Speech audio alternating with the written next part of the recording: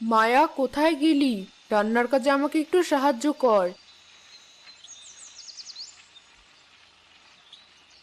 জি মা, এক্ষুনি সাহায্য করছি।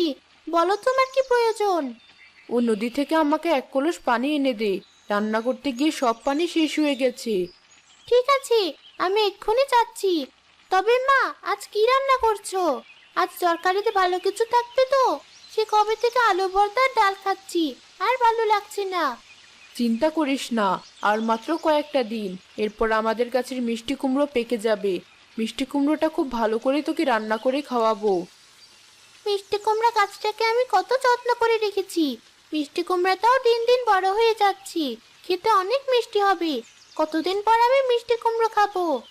ঠিক বলেছিস। এখন যা তাড়াতাড়ি, তোর বাবা আবার চলে আসবে।